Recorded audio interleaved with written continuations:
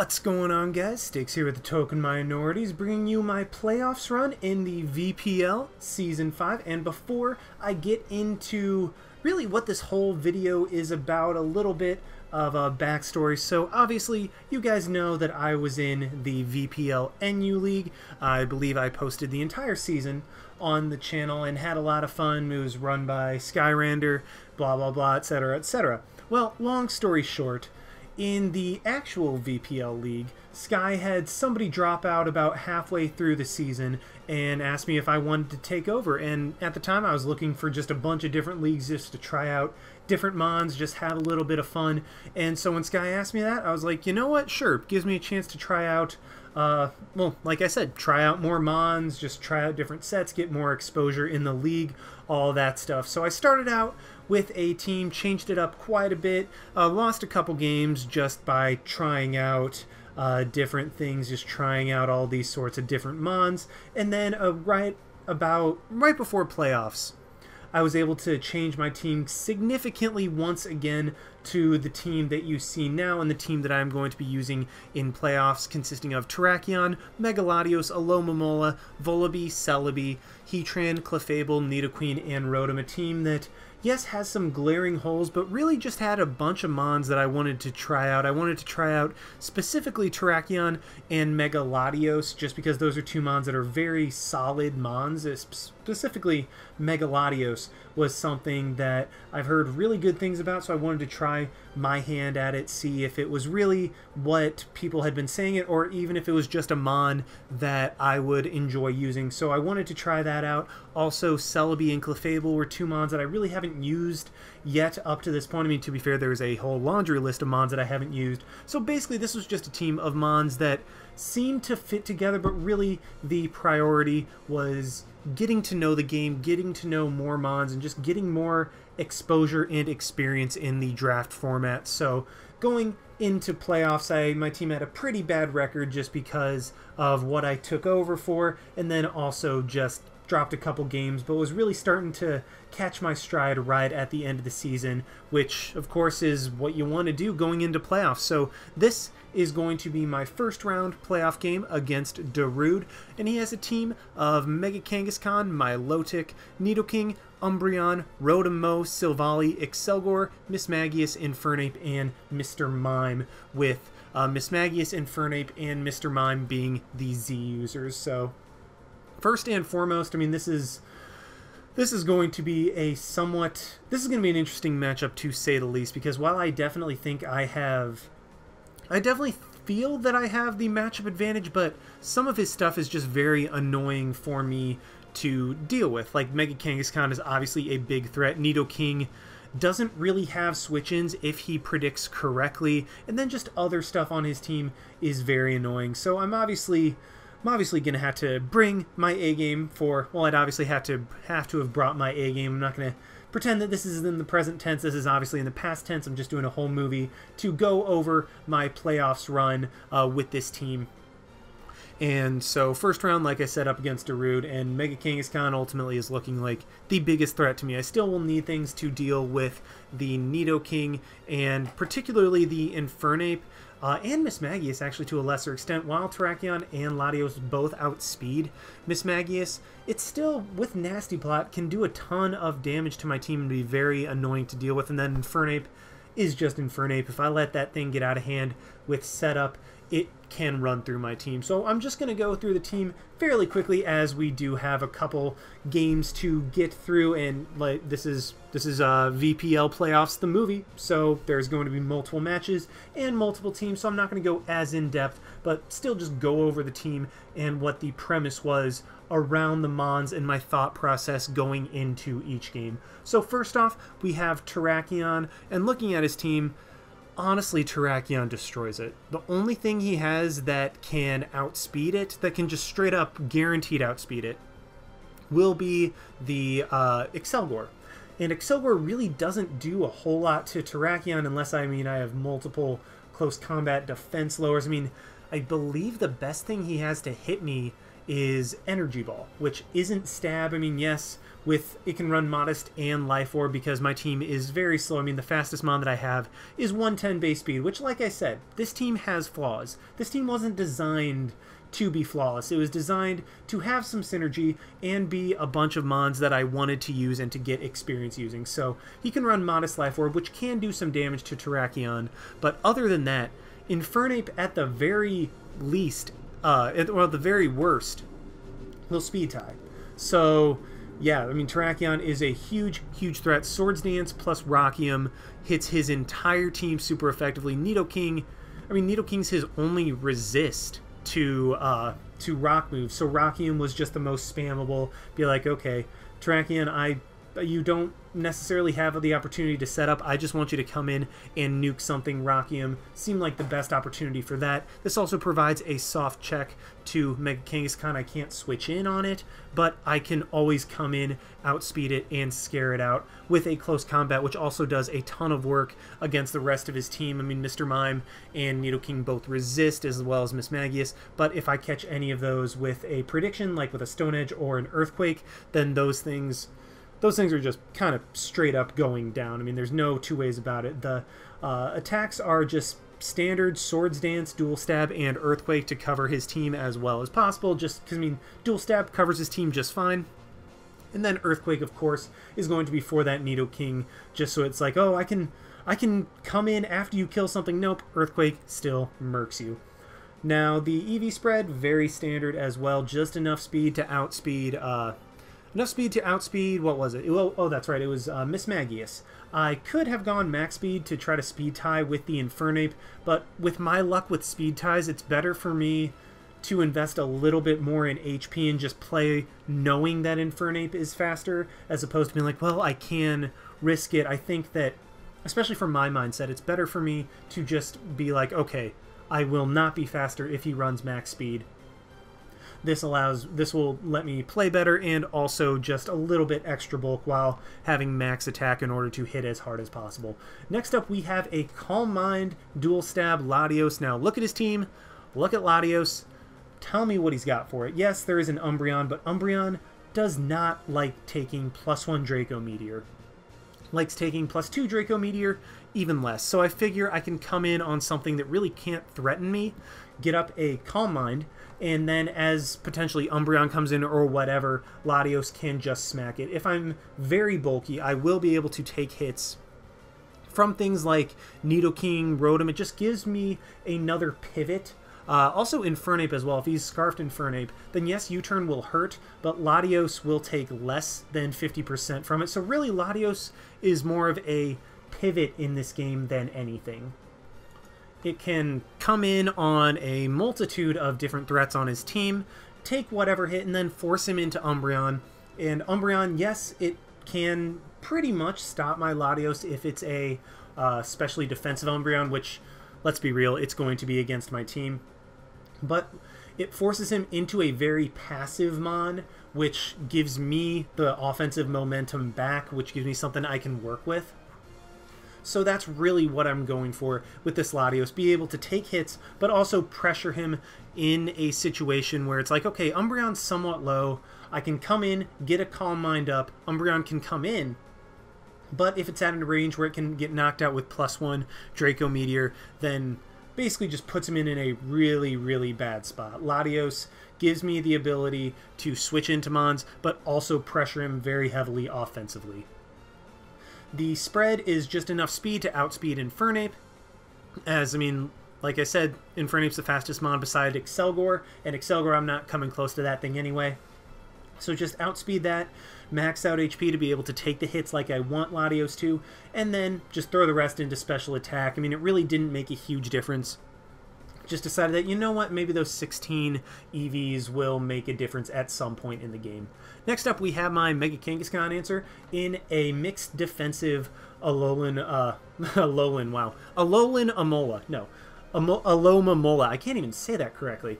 With Wish, Protect, Liquidation, and Toxic. I went for Liquidation just because it hits things a little bit harder off of Alomomola's better attack stat, and also I'm going more for Toxic on his team as opposed to Burns. Burns don't help me all that much. Toxic would, so that's kind of don't want to burn stuff that I would rather have a toxic against, namely like Milotic or Rotom, stuff like that. Rocky Helmet, obviously, to try to take advantage of Parental Bond, just make Kangaskhan hit itself for even more damage. And then Wish Protect, Liquidation Toxic, like I said, it's a fairly just straightforward spread with Liquidation over Scald for the aforementioned reasons. As for the EV spread, max out defense and then enough HP to, I believe, take... I think it's either an Adamant Return or a Jolly Double Edge. I think it's...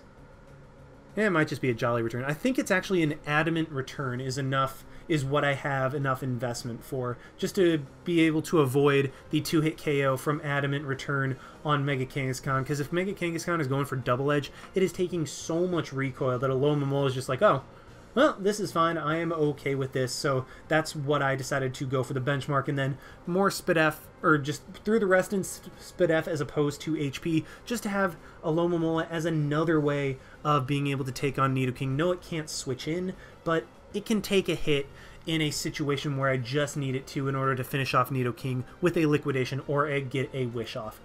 My third setup mon on this team is going to be Nasty Plot Celebi with Dual Stab, and honestly this thing does a ton of work against his team too, just with its Dual Stab.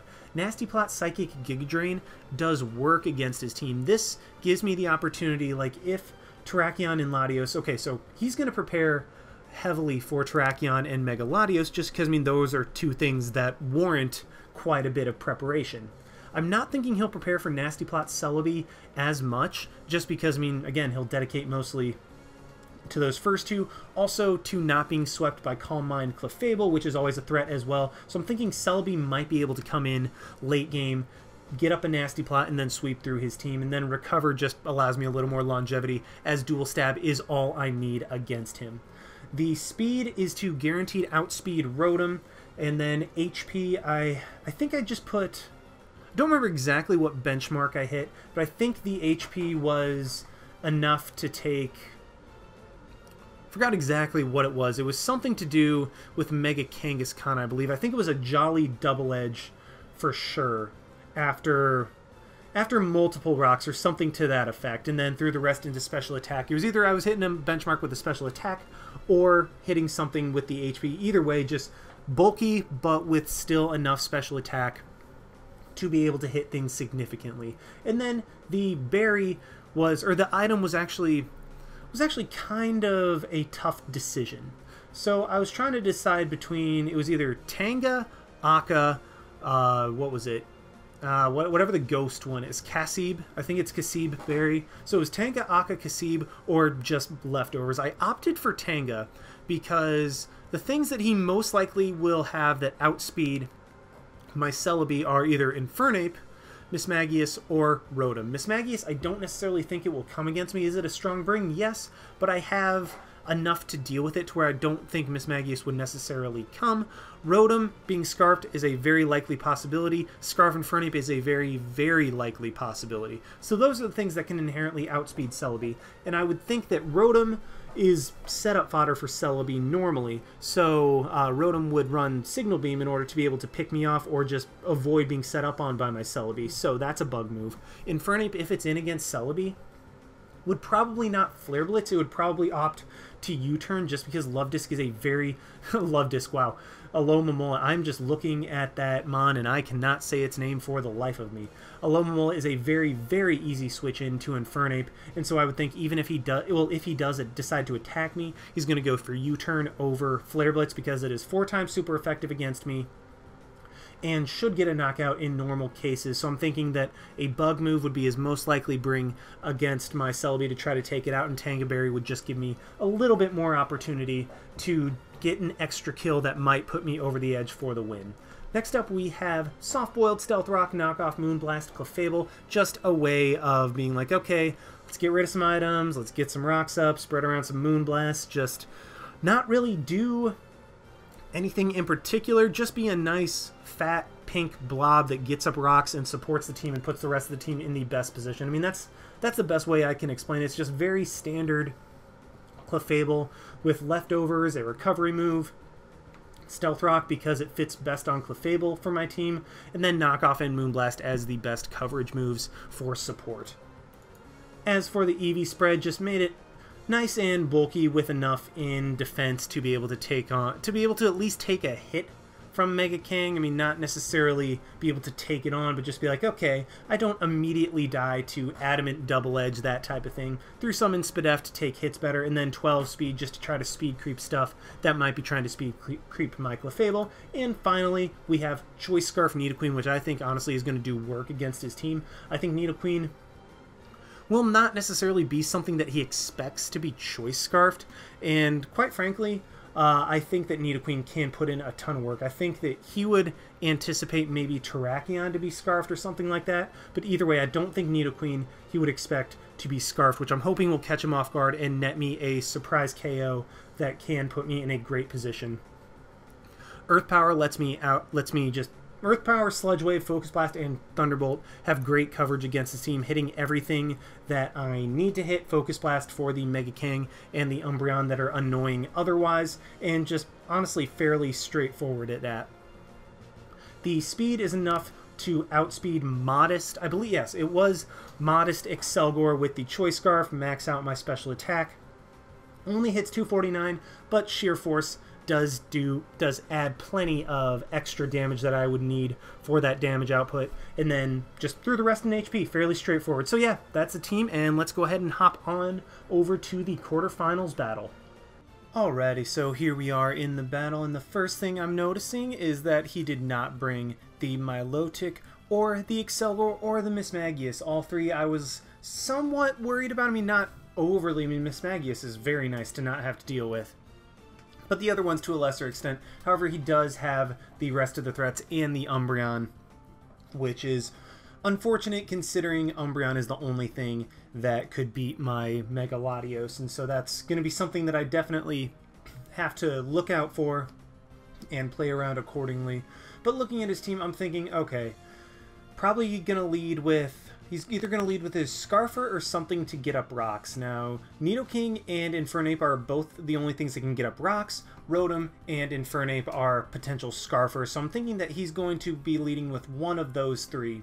And regardless, my Scarf Nidoqueen has a pretty good matchup. Well, has a winning matchup against all of those unless it's Scarf Nidoking. So that is what I'm going to lead with, as he does lead with his Nidoking. And honestly, right here, I know he could easily go Umbreon, but I'm just going to go immediately for the Earth Power, as if he goes for Umbreon, then I have a free switch into Clefable. That's just free, that's a free Moonblast, that's a free knockoff, free Toxic. Really, whatever I want to go for with Clefable is just free at that point. So I decided that Earth Power was my best play. I mean, best case scenario, which is what happened. He thinks that he's going to be faster with his Nidoking and gets outsped by Scarf Nidoqueen and knocked out with Earth Power. So, I mean, that's an incredible start for me. I mean, it's basically I get rid of a gigantic threat to my team turn one, and I mean, while he knows that my Nidoqueen is now Scarfed, his Nidoking is gone, and that's quite frankly phenomenal for me. He's going to go for his Rotom right here, and I know, okay, he's probably going to go for Volt Switch. He knows I'm Scarfed, but regardless, I'm just going to go into my Latios, as he does make the good play of Volt Switch. I could have stayed in an Earth Power, but I really would have gained nothing, as now he's going to go into his Umbreon, and not wanting the Umbreon to be able to just foul play my Latios, I'm going to go into my Clefable immediately and take the Toxic from the Silvally, which is what he doubled into, as I get up my Rocks. Now, Rocks are going to be very, very nice for his team, as with the Rocks up, Silvally could defog, but I am Magic Guard, so it really doesn't make that huge of a deal.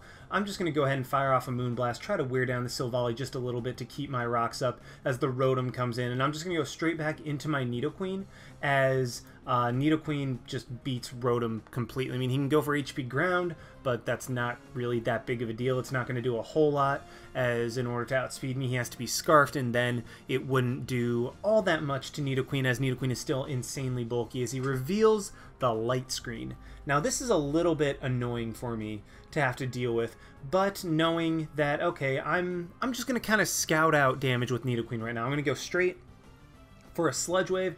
Hits Rotom super effectively. Rotom's not going to be doing a whole lot. It can nail Kangaskhan, Infernape, Umbreon on the switch. Clefable also can just switch into Silvally if that's what he decides to go into. So I really have just a multitude of different plays that I can make based on what he goes into to take this Sludge Wave. So the light screen is going to be a little bit annoying, as I'm going to fire that off right now into the Kangaskhan.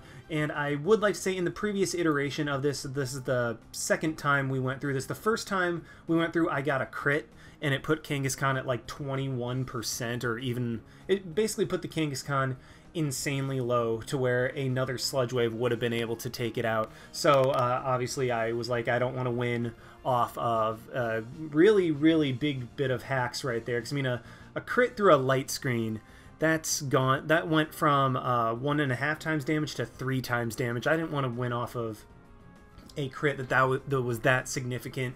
So yeah, in this iteration, I just went ahead and went for Sludge Wave, as it does absolutely nothing to the Kangaskhan. But I do have my answer in my Alomomola, which I'm going to go straight into, as he does Mega Evolve and unfortunately reveals the sub. Now, this is terrifying, as I don't think I can break this Kangaskhan sub with just a liquidation. As you can see right here, I am not able to, as he does Wish. So this is really bad. Yes, Alomomola does have the Rocky Helmet, but Kangaskhan, sub Kangaskhan, is very bad. So now that he's going to be back up to full health with a sub and at +2, so Kangaskhan is just insanely scary at this point. I just need to break the sub, and unfortunately I'm going to have to sack 2 Mons in order to do that. So Clefable was just the initial sack, just to do something, and now I'm going to go into Celebi, break the sub of this Kangaskhan, and Celebi, while it can do a bunch of work, unfortunately, because Kangaskhan is at +2, Celebi is going to have to go down as well. Just, I need to keep Kangaskhan from being able to get a sub up, or to keep a sub up, because then Terrakion will be able to come in and revenge kill it. So that's ultimately what I'm going to be going for, as he is able to get up a Wish. He's going to be at full health after the Wish and still at +2, but Terrakion will scare it out. And now that I know Kangaskhan is sub, I know that there is no way I can bring Alomomola in until that Kangaskhan is gone. So Terrakion's going to come in. I'm going to go for the safe close combat. No reason to overpredict at this point as Silvally comes in. And now I'm going to fire off the Rockium Z, try to get rid of this thing so I can just spam close combat, as that's revealed to be fully physically defensive Silvally, and that's very scary for me. So he is just going to Parting Shot right on out into his Infernape, and I don't want to sack Terrakion. Terrakion is going to be my way of winning this game. I'm going to go into the Nidoqueen, as he does predict that very nicely, goes for U-turn, goes straight into his Umbreon, but honestly, Terrakion's just a completely free switch into Umbreon, as Foul Play will only hit me for about like 25%, and I will be able to close combat. Just basically, I'll be able to run through his team. I go for the Stone Edge as opposed to the CC right there, as I could not afford to let him pass the Wish into Silvally. Like, if I just play it safe, I think Terrakion should be able to win the game. As he Foul Plays, gets me to +1, I'm going to take my kill right here, just go for the close combat.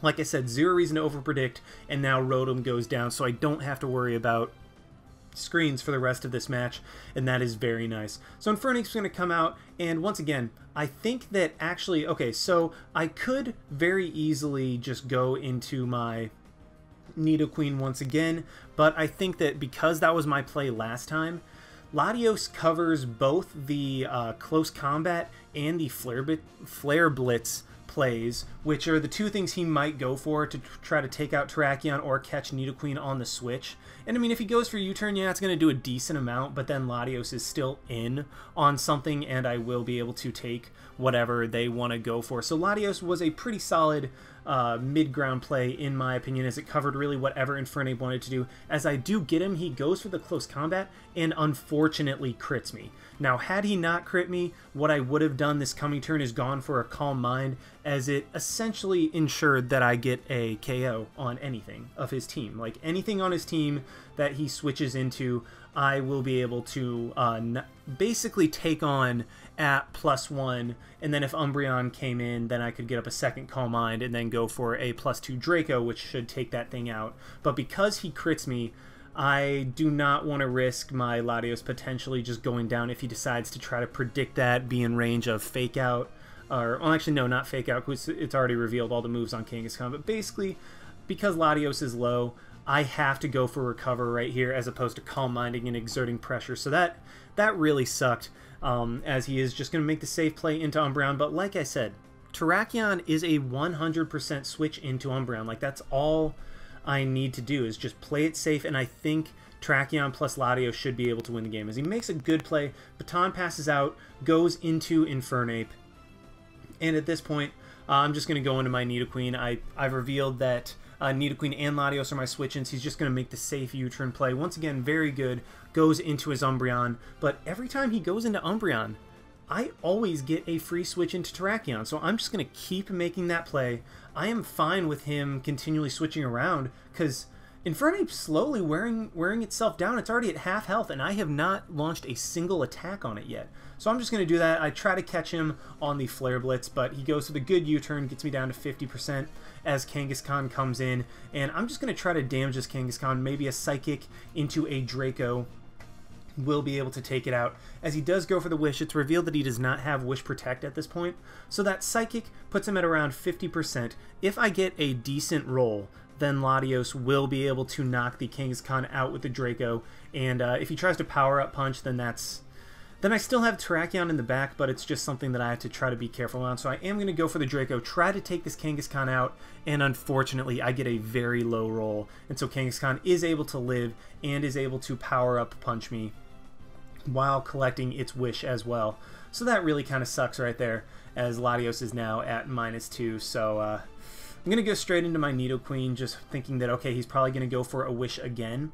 And now that he's at 54%, so he was either going to go for the Wish or he was going to knock out my Latios, but I thought that because I was -2, he's going to try to take advantage of that and try to get back up to full health. So I just took the free switch into my Nidoqueen, and once again, I have Focus Blast. Focus Blast is all but guaranteed to knock this Kangaskhan out. I mean, unless I get a very low roll once again, I will be able to knock this Kangaskhan out with a Focus Blast, so I am going to go for.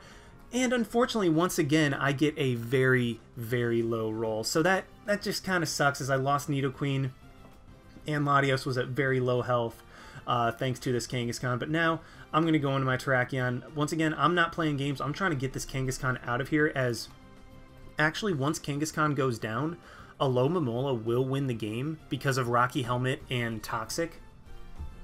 So with Kangaskhan down, I pretty much have the game won, I think, with Alomomola, unless Infernape reveals something really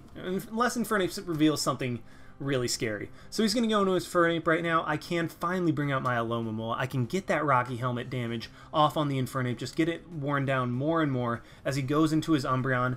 And also, again, one more time, I have a free, 100% free switch into Terrakion on the Umbreon. As he goes in, I just had to prevent him from passing the Wish to Silvally. I go for the Earthquake so he can't just switch in as he Baton passes. And now, so that was a 50-50. That really was. It was a matter of whether was he going to try to hard switch into Silvally, or was he going to try to Baton pass? Because if I knocked out the Umbreon, the Wish was wasted. I easily win the game. But if he Baton passed, then he was able to keep the Wish. So, okay, if he Baton passed when I CC'd, Wish wasted, Terrakion wins the game.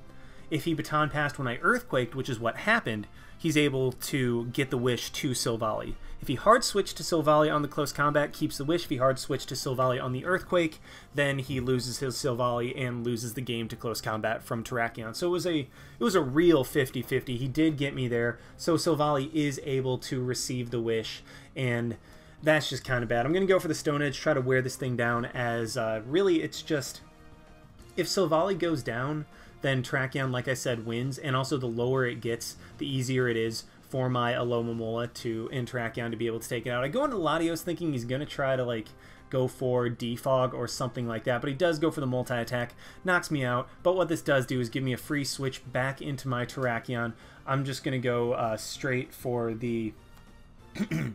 I'm going to go straight for the Earthquake, just try to take out the Silvally. He goes into his Umbreon, but because Paralysis was nerfed this generation to only half speed, Terrakion still outspeeds the Umbreon.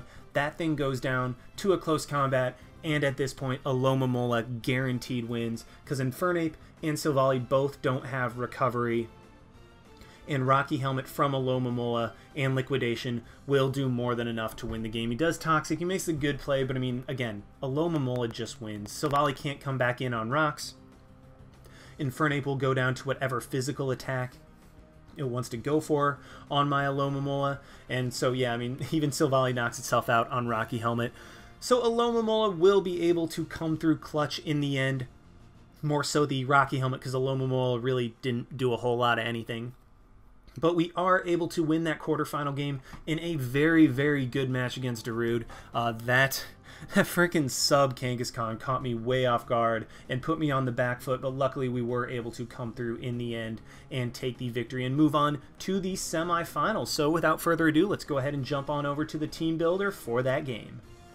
So here in the semifinals, we are up against Skyrander himself and his Scandinavian Stoutlands, and his team is composed of Kommo-o, Jolteon, Scizor, Mega Diancie, Slowbro, Mesprit, Landorus, Incarnate without Sheer Force. I want to point that out, make that very clear. Landorus Incarnate did not have Sheer Force in this matchup, otherwise I would have crapped my pants when I saw this team. Kangaskhan, Frostlass, Amoonguss, and Drapion, with Slowbro, Lando, Kommo-o, and Drapion being his 4 potential Z users because he did have one of the best records in the league. He was allowed to have a 4th Z user, and that just made me be like, well, this is great. Oh, by the way, something I forgot to mention in the quarterfinals team builder, my Z users are Terrakion, Heatran, and Clefable. Honestly, I never intended to use Clefable as a Z-Mon. I just wanted to have that there in case one of my opponents would potentially try to trick to cripple Clefable, would see that Clefable could be a Z user and maybe think twice about it. I mean, again, I would not bring a Z move on Clefable. It would definitely either be Heatran or Terrakion. It was just one of those things that, like, it was kind of a mind game type of thing, try to make my opponents think twice about potentially planning on Trick as a way of not losing to Calm Mind Clefable. But anyway, on to the team. Like I said, we are up against Skyrander this round, and ultimately, I'm thinking that nothing on his team is particularly threatening. I mean, okay, by particularly threatening, I mean it's not like, oh my gosh, I'm going to get swept by this Mon. I mean, it's a lot of, okay, he's got some stuff that's going to be annoying to handle, but I think I have all the Mons necessary to take on his team. But at the same time, I'm sure he felt the same way about this matchup. It was very much a, okay, I have stuff to deal with his stuff, he has stuff to deal with my stuff. Whose stuff is going to be able to break through who? So it's really just a matter of, do we bring the stuff that is sufficient for breaking through what our opponent has potentially planned for? And that's ultimately what I'm trying to go off of. So Terrakion, I am bringing a Choice Scarfed one with Close Combat, Stone Edge, Earthquake, and Iron Head. Now, I know he has a Slowbro, but I really, really wanted Scarf Terrakion just because Mega Diancie, if it runs max speed, can outspeed my entire team in Speed Tie Latios. Like, the best I'd be able to do is Speed Tie with Mega Latios, and if I lose that Speed Tie, well, then Mega Latios just goes straight down to a Moonblast. So Diancie is a big issue for my team to deal with. That being said, I wanted to make sure that I had a way to outspeed it. Yes, it can very, very easily run Rock Polish, I might add. Just a set of Earth Power, Moonblast, Calm Mind, and Rock Polish is something that can absolutely destroy my team, but I mean, I'm not going to be able to outspeed Diancie after a Rock Polish anyway, no matter what I bring. I just wanted to have a way of having something to be able to outspeed Diancie before a Rock Polish and just basically be a way to scare it out and not let it just be like, hey, I'm faster than you, I'm going to be able to run through your team. So that's ultimately what Terrakion was for. I know he has a Slowbro. Slowbro is going to come. I could also run like a Swords Dance set, but ultimately, with a Swords Dance Terrakion, Diancie would be able to just come in and check me as soon as I got a kill, or if he was even aggressive, come in on a Swords Dance, and then I'd be screwed. I'd have to switch into something to take a big hit. So that's really not something I wanted, so I'd opted just for a Scarf Terrakion, kind of resigning myself to the fact that Terrakion wasn't going to do a whole lot in this particular game, but at least it would keep me from being swept by a Diancie that had not gone for Rock Polish. It forced a Rock Polish out of Diancie in order for it to potentially sweep me. and then Close Combat, Stone Edge, Earthquake, Iron Head, just as the coverage I needed Iron Head for the Oko on Mega Diancie. I believe it had to be after Rocks, because Diancie actually has a decent amount of bulk, surprisingly. The EVs, this game is level 50, just because, I mean, that's what Sky played all season. Really, these playoffs came down to whether you and your opponent wanted to play level 50 or level 100. Darude was okay with level 100. Sky wanted to do level 50, because, I mean, that's what he'd been playing all season with Wi-Fi. Unfortunately, my DS has been acting up, so I couldn't do Wi-Fi, so we still just decided to do level 50 to keep things consistent. The speed is enough speed to, I believe, oh yeah, it's enough speed for Landorus Eye.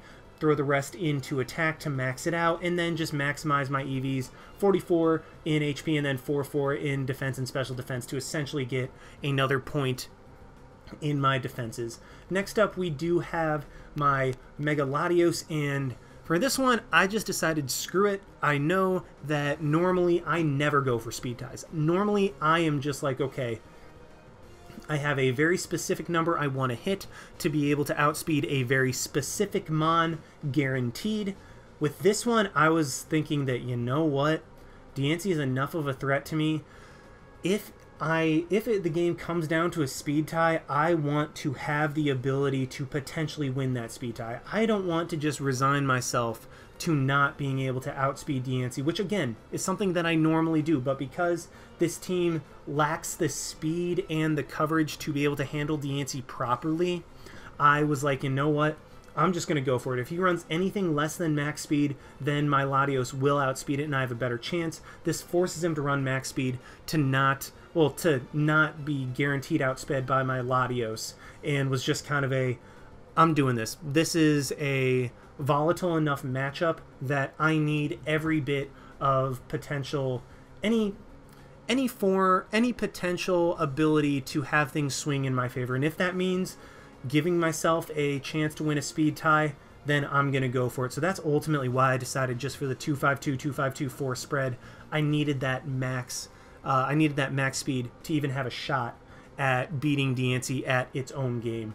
Then the coverage, Psychic, Hidden Power Fire, Draco Meteor, and Recover, just fairly standard, covers everything on his team. Scizor gets hit by HP Fire, and then the rest of his team just gets hit hard by Psychic and Draco Meteor, and then Recover is just nice to be able to, you know, recover off damage. I think Latios does quite a bit of work against his team with the right move, and so that'll be what I'm looking for with Mega Latios this game. Next up, once again, I am bringing Nasty Plot Celebi, because this was something that the first time I played Sky in the season, I wanted to bring Nasty Plot Celebi, but I figured that there was a very good possibility that I would face him in playoffs, and I wanted to have this ace in the hole just in case.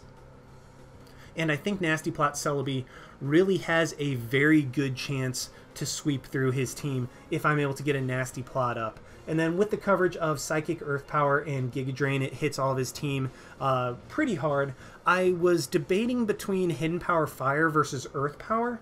However, I decided that, you know what, at +2, Scizor gets hit hard enough by Earth Power. If I run Hidden Power Fire over Earth Power, Drapion is able to come in and just destroy me. But if I run Earth Power over HP Fire, Scizor can't really switch in anyway. And yes, I will have to wear it down, but with my team, Scizor gets worn down well enough and gets pressured enough to come in on rocks multiple times to where it will be in range of +2 Earth Power. So that's ultimately what I decided to go for with Celebi, and then Dual Stab just covers his team plenty. And this also destroys his regeneration core, or regenerator core, of Slowbro and Amoonguss, so that's definitely what I'm going to be relying on Celebi to be able to do. The speed is enough to guaranteed outspeed Como-O, as that's something that can potentially be a threat against me, and then enough special attack to be able to, I believe it was Oko, Spadef, Amoonguss after Stealth Rock. If it's just like the standard Smogon spread with like 252 and 200 in special defense, I think that's what it was, with Psychic to be able to Oko that, and then threw the rest into HP in the defenses to give myself the most opportunities to be able to Nasty Plot up against his team, and just more opportunities to set up and take hits in order to enable the sweep a little bit better. Next up, we have Shukaberry Heat, which is a way of not losing to Diancie. Basically, my whole game plan is, okay, don't lose to Diancie, make something else beat you. Heatran is my second way, well, I guess technically third, but I don't count just running max speed on Latios as a way of dealing with Diancie. So Heatran is like my second and a half, there we go, way of dealing with Diancie. With Shuka Berry in order to take Earth Power. Yes, Earth Power still would hit me super effectively, but that's only 2 times and not 4 times. Just be like, okay, Heatran, I need you to take this 1 Earth Power and try to KO it back with Flash Cannon. This way, if Diancie tries to set up a Calm Mind or set up a Rock Polish as opposed to Calm Mind, it will not have the firepower it needs to be able to one-hit KO Heatran, and that's kind of what I'm going off. I can deal with Diancie whether it gets a Rock Polish up or a Calm Mind, not both. So the Heatran is one way of dealing with that. Stealth Rocks, Lava Plume, Toxic, just very standard. Wear down his stuff, potentially spread around burns, hit what I need to, and get rocks up, which are very important for my team. And then Flash Cannon is for one thing and one thing only. That Mega Diancie, just be able to demolish that thing with a 4-time super effective attack.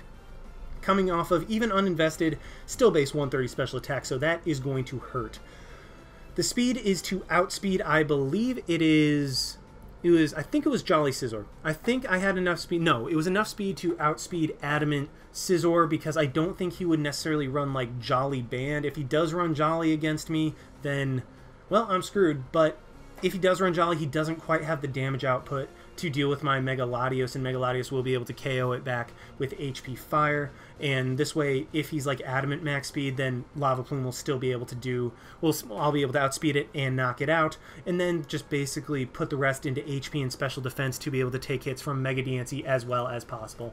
Next up, we have a potential win con in Calm Mind, Moonblast, Flamethrower, Soft-Boiled, Clefable with the Kebia Berry. The only reason I'm running Kebia is because last time I faced him, I ran the Babiri Berry, and so I would think that if he's still worried about Clefable, which, to be fair, Calm Mind Clefable is a huge threat, he would probably try to run a Poison move to take me out as opposed to a Steel move, or at least rely on that a little bit more. So that's why Kebia Berry, I feel, would be a little bit better in this situation, and then just fairly standard in that regard. As for the EVs, just enough bulk to be able to take, I believe it was something like a 2 non-invested diamonds. No, it wasn't that.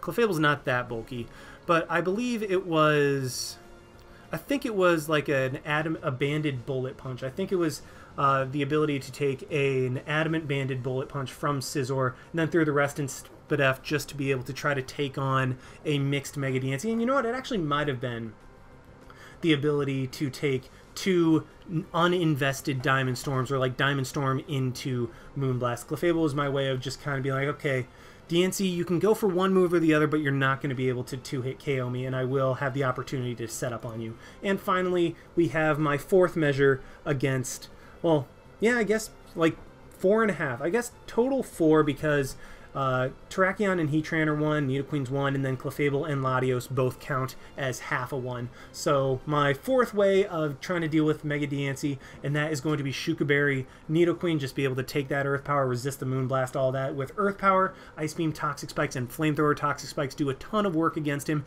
if he doesn't bring the Amoonguss or Drapion, which, to be fair, he definitely is, but they do enough work against him to where if I can get those up, then I will want to 100%.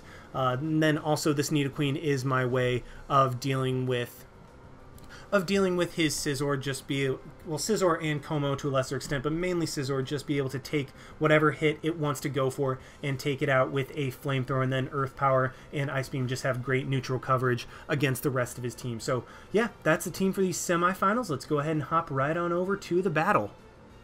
Alrighty, so here we are with the semifinals game against Skyrander.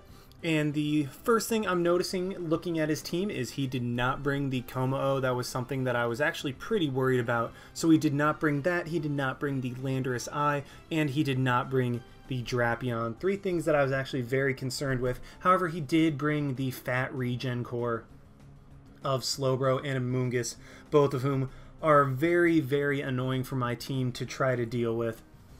And also, I mean, he brought the Diancie, but I mean, of course, Diancie was coming. Like, Diancie is so good against my team, and Yeah, so yeah, let's just hop right into the battle. He's going to lead with his Mesprit as I lead with my Heat Train. I'm just going to try to get up my rocks up as quickly as possible as we do just trade rocks. And now I'm going to go for the Toxic. He'd either switch into Slowbro or he'd leave Mesprit in, and either way a Toxic is very nice.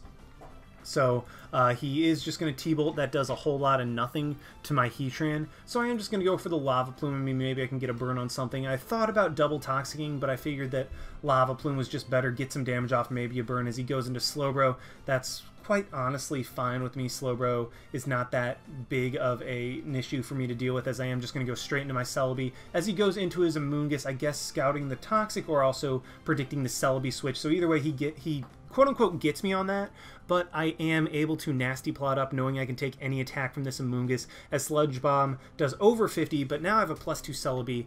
I'm going to claim a kill or at least hit something very hard as he goes into Scizor on my Psychic, and it does 52%. So first of all, that damage tells me that Scizor is very offensive. I mean, this is 100% an offensive Scizor.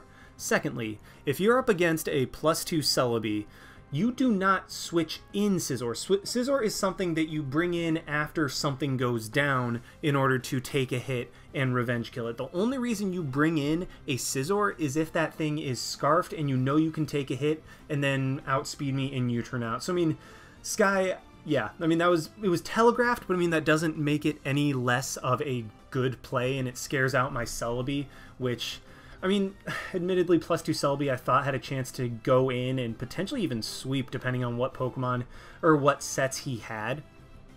But considering Scizor is 1,000,000,000% scarfed, I'm going to switch out. I'm not risking my Celebi at this point, and I'm just going to go straight into my Nidoqueen, as yes, he is going to go for U-turn, but Nidoqueen is still a good play, takes the U-turn very nicely, confirming that that is not banded damage, so 100% scarfed, and he's going to go into his Mesprit on my Nidoqueen. Now, predicting that he's going to go for the Psychic, I'm just going to go straight into my Latios to try to take that, maybe set up and do some work, as he goes to the Ice Beam, and that does a ton. So Mesprit is on a timer, but Mega Latios can take the hit, so I'm just going to roost up, wear down the Mesprit just a little bit. Maybe he wants to switch out, as he does just stay in, go for Ice Beam, and it does even more that time, so the added bulk isn't helping. So now I know Latios is not going to do a whole lot, so I'm just dropping a jerk. I'm like, screw it, Latios is going to be pretty worthless this game, as he actually goes into Scizor, and I'm able to take that thing out with a Draco. So that was actually really, really nice, being able to get rid of that Scizor. And yes,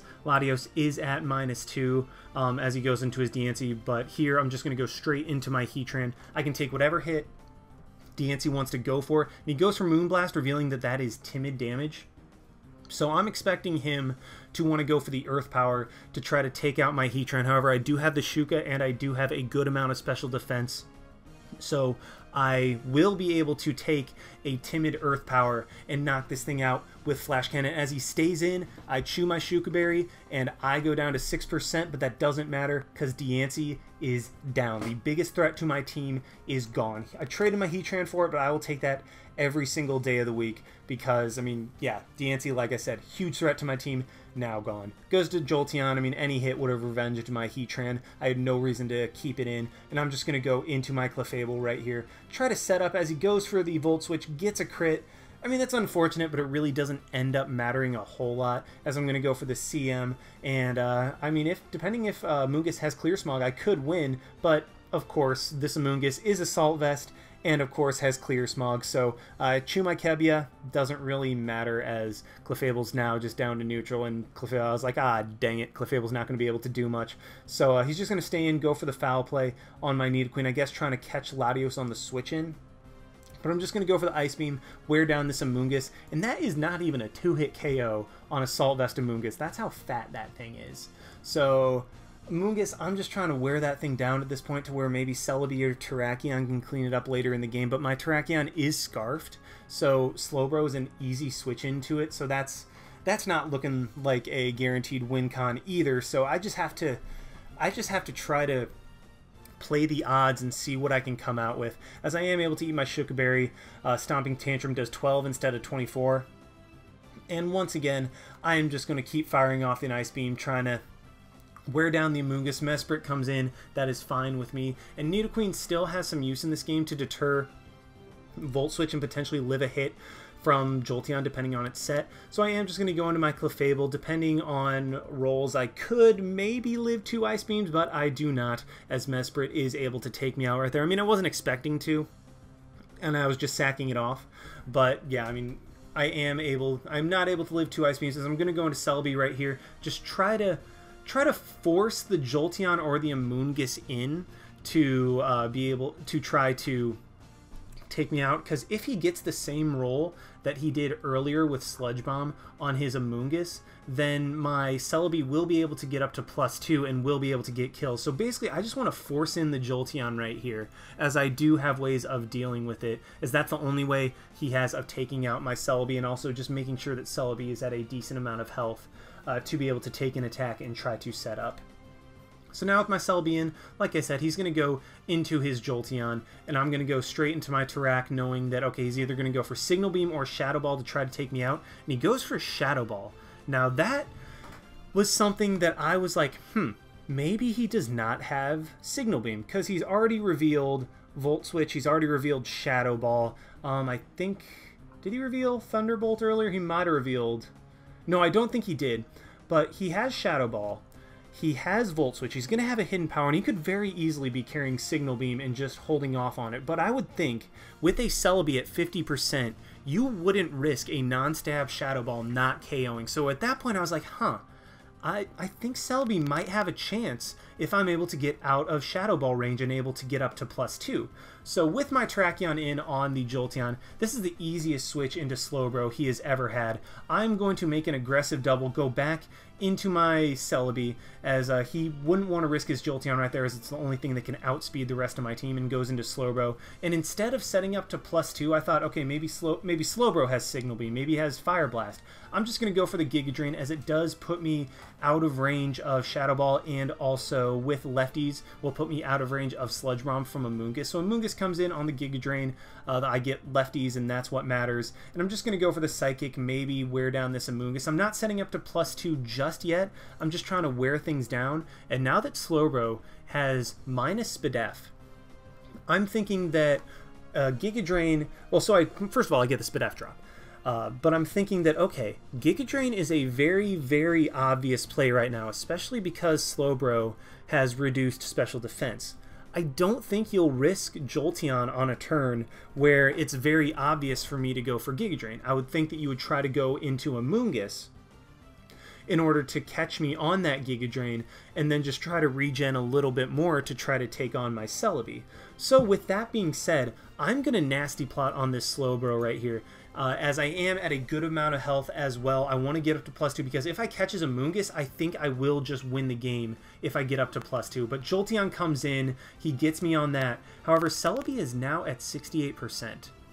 I know that I am 100% out of range of Shadow Ball. Like, he cannot knock me out with Shadow Ball, and the only thing that can knock me out is Signal Beam from this Jolteon. If he has Signal Beam, then, you know what, good on him. He probably wins the game at that point. But I had been setting up for this point for quite a few turns, and I thought, you know what, I'm in. I just have to go for it and pray he doesn't have Signal Beam. As he ends up going for Shadow Ball, it does not KO me. I am able to take out this Jolteon with a Giga Drain, and Celebi will be able to come through, as his last 2 Mons will be easily one-hit KO'd by my Dual Stab. Even Assault Vest Amoonguss, this is +2 Psychic. Amoonguss is not going to live that. It goes down, and Slowbro is guaranteed to go down to Giga Drain from my Celebi as well. So Nasty Plot Celebi able to come through in the end. I mean, that was very close. If the Jolteon had Signal Beam, then that was probably game at that point for him, but luckily he did not have Signal Beam. Celebi was able to live, set up, and clean up the game. So with that said, we are moving on to the finals, and let's hop right on over to the finals team builder.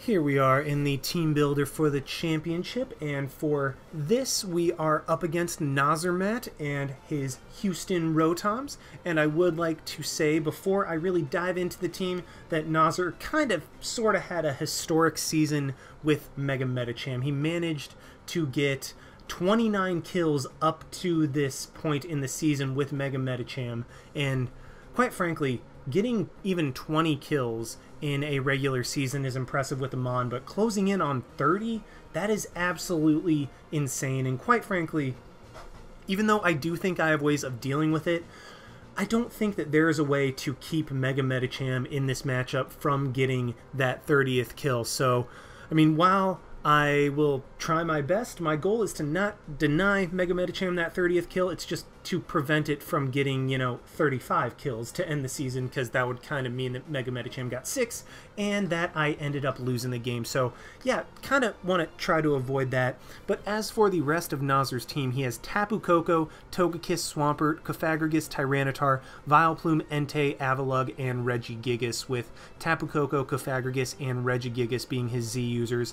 Tapu Koko is, of course, terrifying. I mean, it's one of my favorite Mons, if not my favorite Mon in the draft format. It's just so versatile. It hits so hard. It has such great speed. I mean, and especially against my team where my fastest Mon is base 110, Tapu Koko can afford to run an attack boosting nature or a special attack boosting nature as opposed to speed. Like, just that natural speed is so incredible. So, honestly, Nazar's team has me terrified, and then with Tyranitar, Cofagrigus being big threats in and of themselves, he basically has great responses to the biggest threats on my team. So that being said, I'm going to have to try to come up with less than overtly conventional threats. That being said, my threats still are threatening against him, but not as much as they would necessarily be to where I can just run through his team.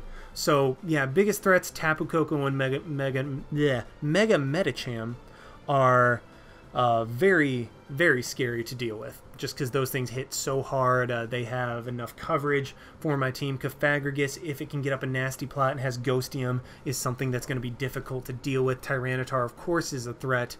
And then he has Entei, Swampert, and Togekiss, which are 3 great Mons to use against me as well. And also in our previous matchup, we played earlier in the season as well, I brought Toxic Spikes against him, which did an insane amount of work. So I'm thinking that, unfortunately, I was kicking myself afterward, because I was like, oh, why'd I save that for regular season? It didn't matter. I should have just saved it if we faced in playoffs. So I'm thinking that Vileplume might make an appearance in this game as well. So I was really mad at myself for doing that, but as you can see, still running them again, just because if he doesn't bring Vileplume, then they have the potential to do really good work against him, and also my team exploits Vileplume pretty well. So let's just go ahead and hop right into what my team is for the finals. First up, we have Dual Stab, Sub, Swords Dance, Rocky MZ, Terrakion, and look at his team. Tell me what his switch into this is. I will bring in Terrakion on something that it threatens out, like Tyranitar in particular, Avalugg, Entei, like those types of things. I will bring in Terrakion on those things. He has a very easy switch in Cofagrigus. I will sub up, force him to stay in to break my sub, and then we get to play the mind games of, okay, I'll be at +2, obviously, because I'll Swords Dance up.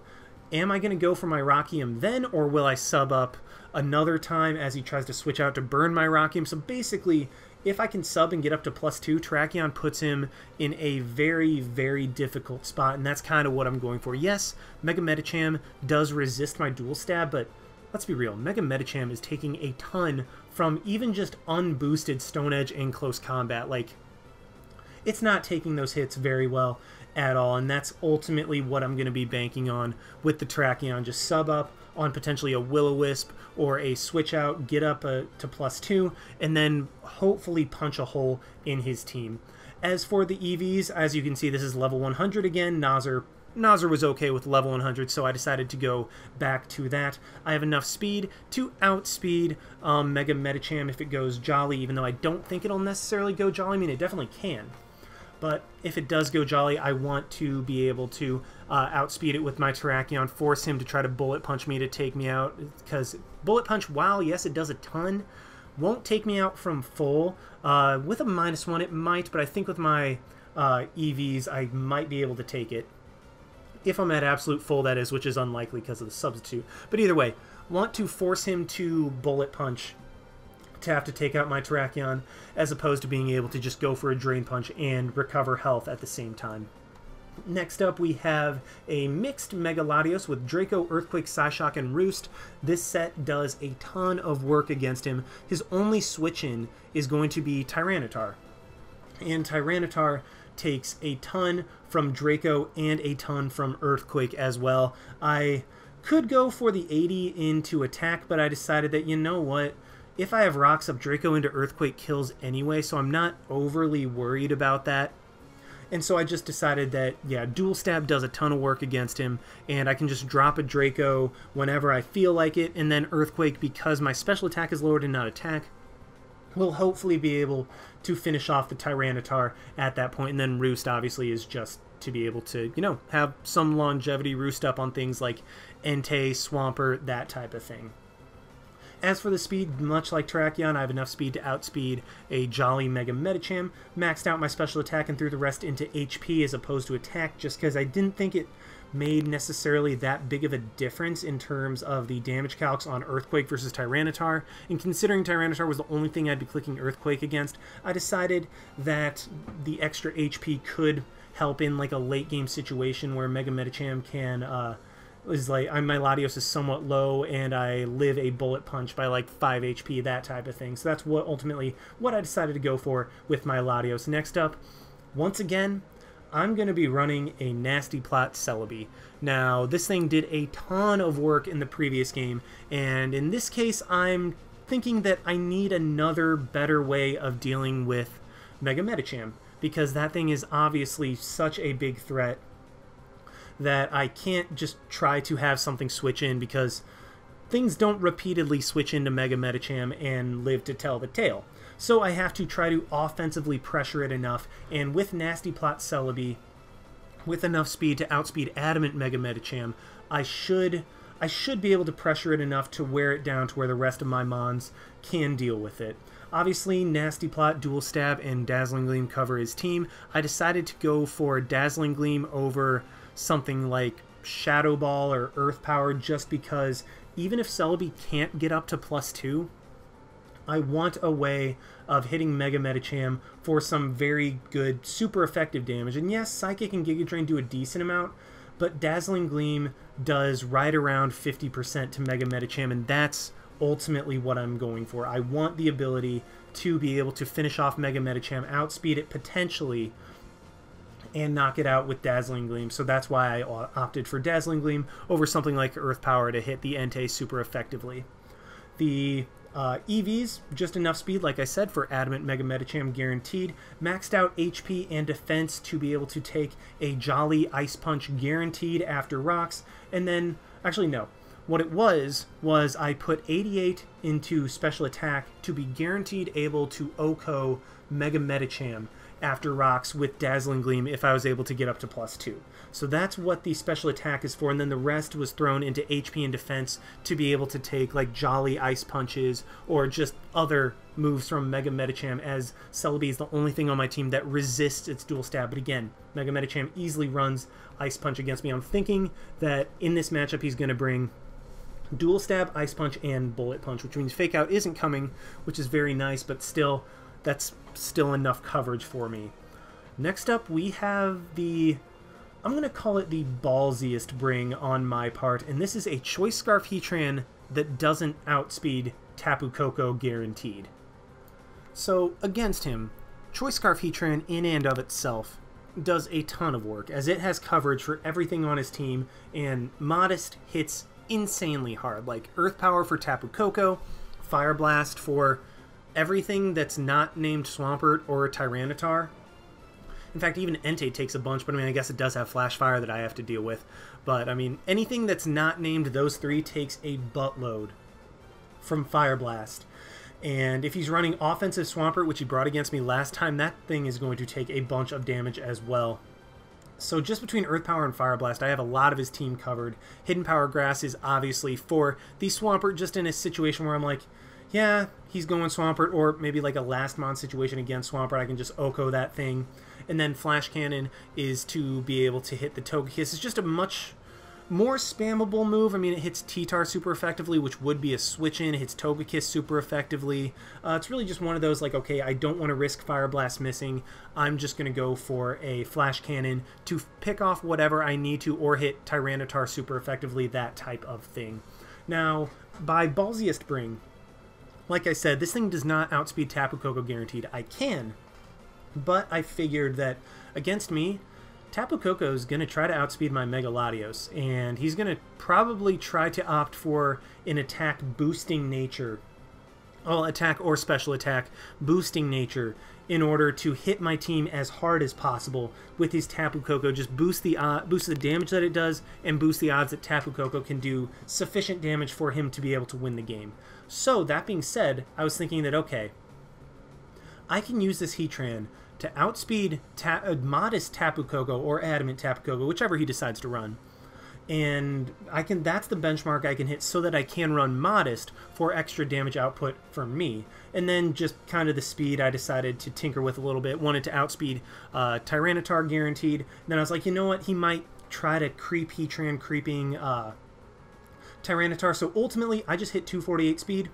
Honestly, no particular reason why. I was just like, why the heck not? That seems like a good, really, really random number that he would not try to go for otherwise. And so I figured that that would be a safe bet. Now, if he's speed boosting Tapu Koko and he just runs max speed, I'm screwed because my Scarfer doesn't outspeed him. So I'm really banking on the fact that he's not going to be bringing a speed boosting nature with Tapu Koko. And if he doesn't, then Heatran's in a great position. Next up, we have Wish, Protect, Knockoff, Moonblast, Clefable. Just, once again, Clefable's going to be in this game to annoy and set up my team to be able to win the game. Wish, Protect, I opted for over like a Calm Mindset, which would do very well against him as well. But I opted for Wish, Protect because I need a way. I just need an early switch into Mega Medicham. Like, with Protect, Clefable's able to switch into like Jolly Zen Headbutt and avoid the 2-hit KO. Like, that's really what I'm going for. He's adamant, then I have stuff that outspeeds it a lot better, and I don't have to worry about it as much. But if it's Jolly and can outspeed my Celebi, that's one less thing that I have. And so having Clefable be able to Wish and Protect and potentially stall out Mega Medicham is something that I really just need. Clefable is my, okay, let's delay the work that Mega Medicham can do against me, and then Moonblast and Knockoff just... Moonblast hits the Mega Medicham super effectively, Knockoff gets rid of items that could potentially be annoying against me. Finally, we have my Let's Not Get Destroyed by Tapu Kokomon in a specially defensive Nidoqueen with Ayapapa Berry. The Ayapapa Berry was something that I told Jolt about a while ago that I think he brought in GBA D League to check a Tapu Koko. Just basically, this allows me to switch in, take a Z Nature's Madness.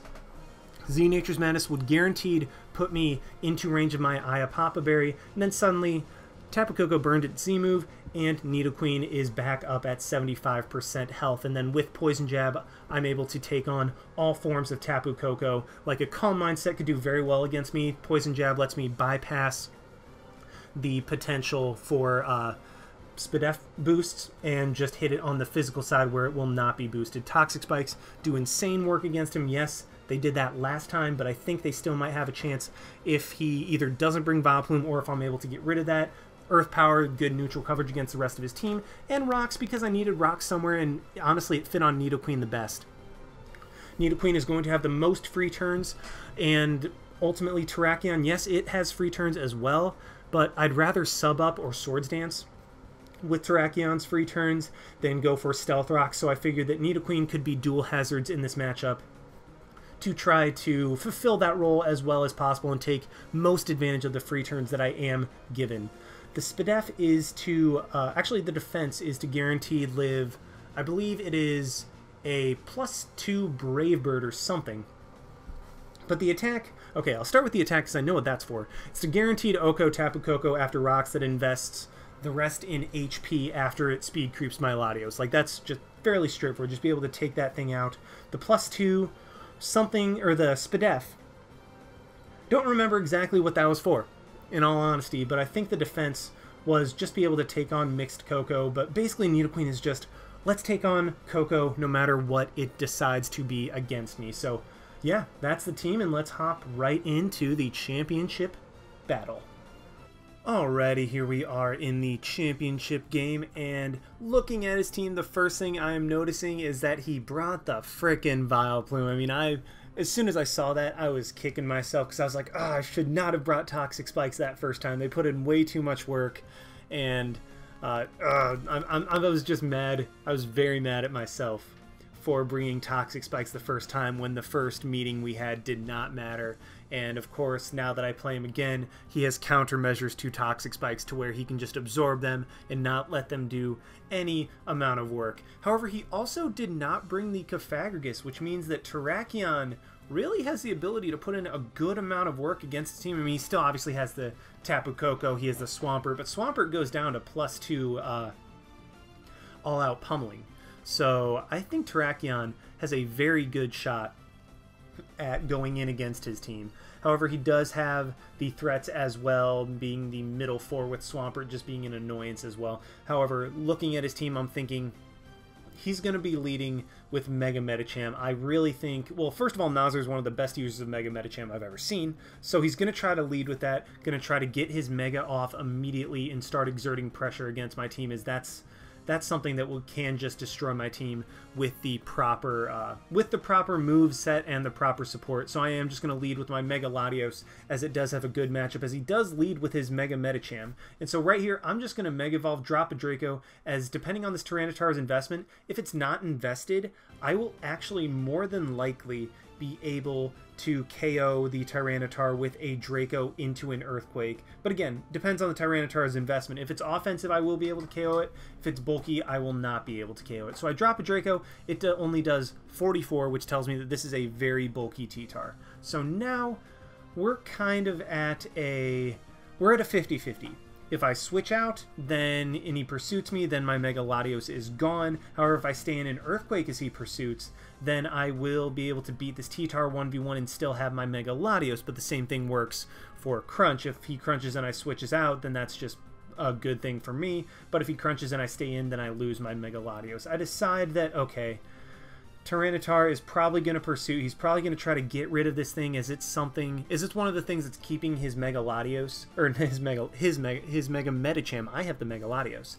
It's something that keeping the Mega Medicham from being able to put in work against my team. So I will think he will try to pursuit. So I'm just going to go for the Earthquake, as unfortunately you will see that it does not quite take out the Tyranitar, and it actually does end up popping his Pinch Berry. So I essentially just lose my Latios as he crunches me.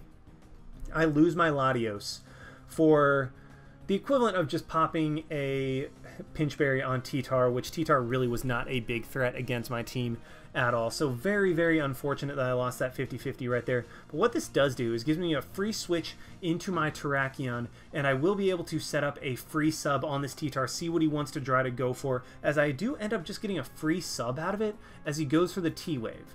Now, okay, so this coming play, seeing that I have a sub up against Tyranitar, I'm thinking, okay, I don't know what he has to break my sub, but he might try to just switch out and have something like switch out into Swampert or Vileplume to take the close combat from my Terrakion. So I am just going to go for the Swords Dance, as he either has to have Earthquake or he has to rely on Stone Edge to break my sub.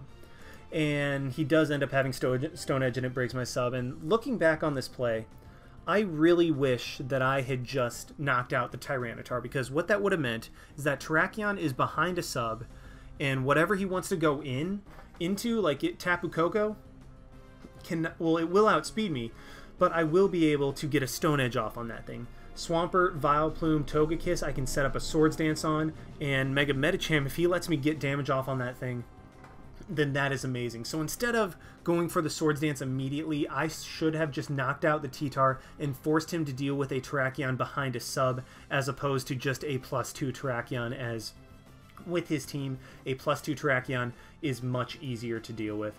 But that being said, I am at +2. I'm just going to knock out this T-Tar and be like, okay, my Terrakion's +2. What do you got? Unfortunately, the Sandstorm goes down, so I won't be able to take special hits, as he just goes into his Tapu Koko. And thinking that, okay, Tapu Koko's in. Nidoqueen is my 100% switch in. He goes for the T-Bolt, does absolutely nothing, and I am just going to take this as an opportunity to get up my rocks, see what he wants to go into, as he does go into Swampert, and thinking that Nidoqueen needs to be my Koko answer later in the game. I'm not going to risk that. I'm just going to go straight into my Celebi. Swampert really can't do a whole lot to me as he sets up a sub. And I was not expecting the Swampert to be offensive at all. I was expecting it to just be defensive, to be a way of dealing with Terrakion, because, I mean, Vileplume takes Stone Edge, and does not take Stone Edges very well, especially +2. So I think that Swampert would be a secondary switch-in to Terrakion. However, he does get me, as he does go for the sub on my Celebi, and I'm just going to break this Swampert sub, go for the Giga Drain as he goes for the Avalanche, and that does a ton. That does a lot. That means that Swampert is very, very offensive, and Celebi, yeah, Celebi, does not look like you're going to be doing a whole heck of a lot this game, unfortunately. As much as I would love you to be able to do something, unfortunately that's not going to happen. Considering the Swampert is offensive, I'm just going to go for another Giga Drain. I'm not going to risk anything as he goes into his Togekiss, takes that very easily. But now my Celebi is at 50% health. I'm just going to switch that thing out, go straight to my Nidoqueen, take whatever hit Togekiss wants to go for, goes for Air Slash, reveals that, I mean, that's not like, it's offensive-ish, but it still could have a good amount, still could have a decent amount of bulk. I mean, Giga Drain still did a decent chunk to Togekiss, so I'm thinking it's more of like it's an offensive set with a little bit of bulk investment. So Nidoqueen takes that Air Slash, and I'm like, okay, I took the Air Slash. I really don't want to have to worry about getting too chipped down to where I can't take on Tapu Koko. So I'm going to switch into my Heatran, thinking that there's no way he's going to go for Aura Sphere, as he goes straight into his Vileplume. This works out wonderfully for me, because as soon as Vileplume goes down, Toxic Spikes absolutely go in on his team. So considering I have the opportunity to take Vileplume out, and he doesn't know what Heatran set I am, I could very easily be non-choiced with Hidden Power Grass for the Swampert.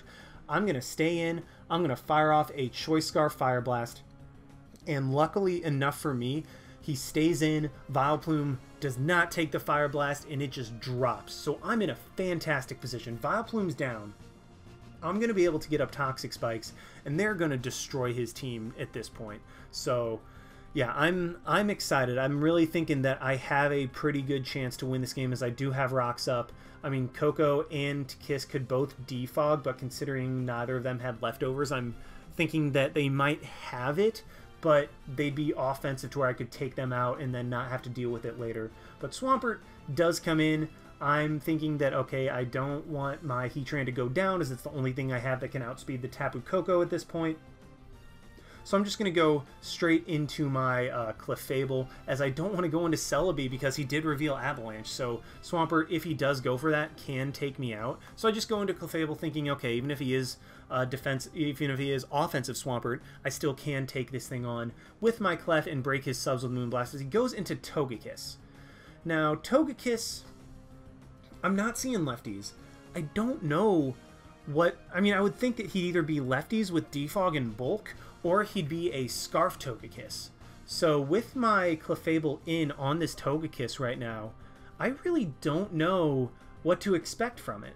So I am just going to go straight for the knockoff, thinking, okay, maybe I can knock off lefties on like the Swampert. I can knock off maybe a Specs or something on the Koko trying to come in. And then if Togekiss is a Pinch Berry, that I can wear that thing down even lower, that'd be amazing. So I'm just going to go for the knockoff as he goes for the T-Wave, and I knock off his freaking Choice Scarf. So that made me very, very sad, as I essentially just gave him a free turn. I gave him a T-Wave, and then gave him the ability to switch up moves to where he was not locked in. So at that point I was very sad, like, ah, crap, this is not good. This is very not good. And also now that Clefable is paralyzed and he's not locked into T-Wave, he can proceed to try to Air Slash flinch me down. But not wanting that to happen, I don't think he's going to go for double T-Wave. I'm going to go into my Terrakion, as he actually predicts that very nicely. Goes for the HP Ground, I'm presuming, also trying to catch the Heatran on the Air Slash. But yeah, now that Terrakion is in on the Togekiss, and I know that it was a Choice Scarf, I'm just going to go straight for the Z Continental Crush, as I don't want to have to try to deal with Togekiss flinching down my Mons later in the game. If I can take this thing out, I just want to take it out. He's not going to risk Swampert on a switch into Terrakion, especially because Swampert, even though it could be max HP, I don't think he would want to try to switch it into Terrakion. I think he'd want to have as much bulk as he could in order to try to take hits as well as possible. So I don't think he'd want to switch it in to the Terrakion right now, and also I don't want to risk Stone Edge missing. So I'm just going to go for a substitute first of all, seeing if he wants to switch out, but he does just go for the Hidden Power Ground, break my sub, and now I'm like, whatever.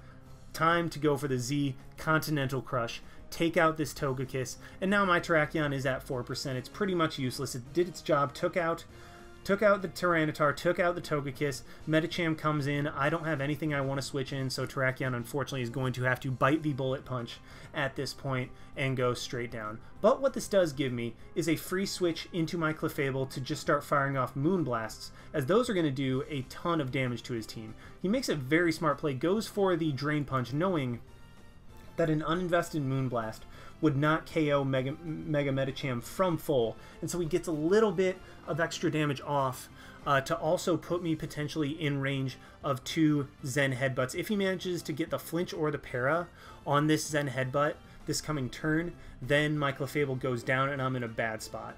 However, as you will see, he does end up missing the Zen Headbutt, and I am able to take the Medicham out with a Moonblast. So now Mega Medicham is down. And does that Zen Headbutt suck? Yeah, but he would have needed hacks in order to take out my Clefable. Like, if my Clefable just took the Zen Headbutt, that's fine. Clefable would have lived, and I would have been able to KO the Mega Medicham. However, luckily for me, he was not able to get the flinch, and I am able to have my Clefable in. However, if he did knock me out, what I would have done is just gone into my Heatran at that point and gone for an HP Grass, as it would have knocked out the Mega Medicham. I also could have knocked out the Swampert, trying to get me on the switch in. Basically, had he knocked out Clefable, I had contingencies, and then if he went Koko, I just have my always switch in Nidoqueen. So, I mean, Clefable's able to come through and knock out the Mega Medicham, but I did have counterplay to the Mega Medicham had he been able to knock me out with a flinch or a para. At this point, he is going to just go straight back into his Tapu Koko. I guess he did bring it in earlier, and now I'm going back into my Nidoqueen. Nidoqueen's the only thing that can take on this Tapu Koko, as he reveals to be the Calm Mind, and I can take any hit from Tapu Koko at this point.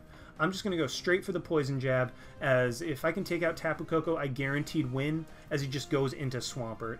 Now, thinking that, okay, whatever he does, I'll be able to handle it. If he goes for... I'm thinking he'll go for Earthquake, as Nidoqueen is the only thing standing in between him and Tapu Koko winning the game.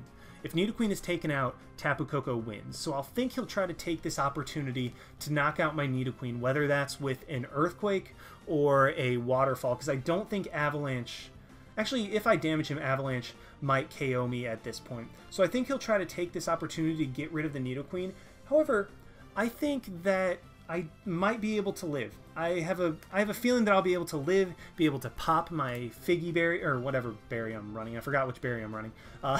Be able to pop my Pinch Berry, get back up to range of dealing with Koko, and also having my Toxic Spikes up. So even if my Nidoqueen does go down to the Swampert this turn, I really do think that I have ways of dealing with it, as Celebi can just come in, Giga Drain the Swampert, and then Earth Power from Heatran, and Celebi should be able to take out the Tapu Koko for the game. So that being said, I'm just going to try to take this as an opportunity to get up my Toxic Spikes for the Tapu Koko, wear that thing down so he can't like Roost stall me or like Calm Mind Roost in order to win the game. Basically just force him into being on a timer and force him to be at a low range of health to where he can't just be fully set up at a good amount of HP with all the Calm Minds that he wants. So I'm getting up my Toxic Spikes as he does get up the rocks. I was willing to sack my Nidoqueen right there, as I did have counterplay.